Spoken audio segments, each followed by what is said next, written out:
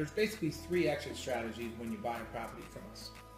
The first being, and my favorite, as a landlord myself, I've done this over 30 times, where you actually sell the house to the tenant that lives in the house. I know I have clients all over the world, and some of them, one, don't understand why someone would rent for more than double what they could, buy a house for with regard to a mortgage. But Americans in general, unfortunately, we're not savers. So a lot of tenants, are not savers. A lot of people in America are not savers and can't buy a property. But also, some people don't have the knowledge, don't even believe that they can buy a house. They need to be educated. So what I do is I go to a house, let's use an average house of a $900 house for rent that I sell for $70,000.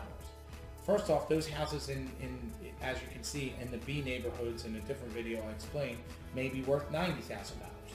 So basically, you go to the tenant's house and you say, hey, Mr. Tenant, you've been living here 3 years. I know you love the house.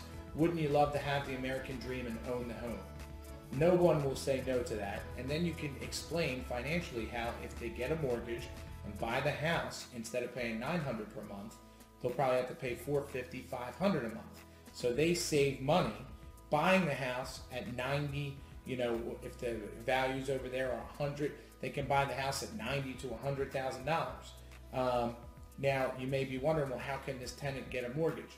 In America, we have FHA loans, which are for first-time home buyers, where they need 3% down, and the rest, they don't even need a good credit score.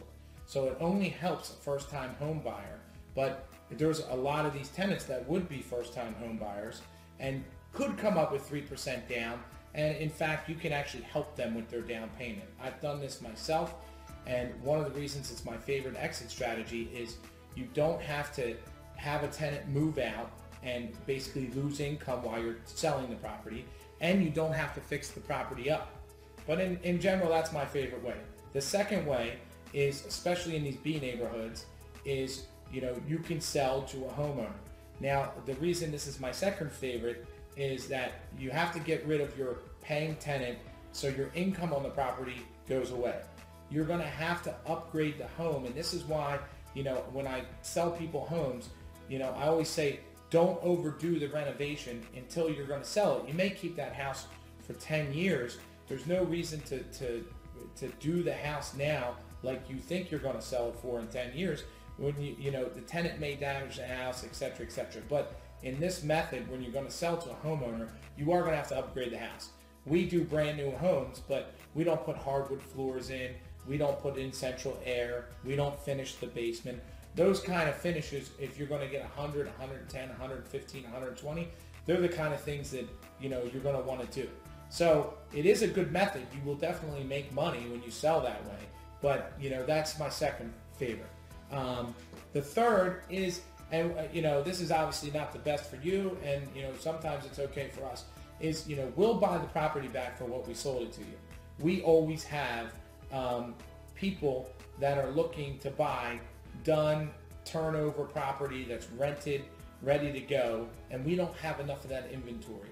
So in some cases, we will buy the property back for what we sold it to you for, because we can sell it on to somebody else. But usually that's a situation where there's an unforeseen bad circumstance for the owner, because most of our clients, this has only happened, of the 400 houses we sold, only 2 have ever wanted to sell, and unfortunately it's been because somebody got diagnosed with a disease and they needed money right away. But of course, if something like that happens, we're definitely going to take care of somebody. So the worst option is we buy it back for what we sold it to you for. It's much better to sell it on to a homeowner or to sell your tenant.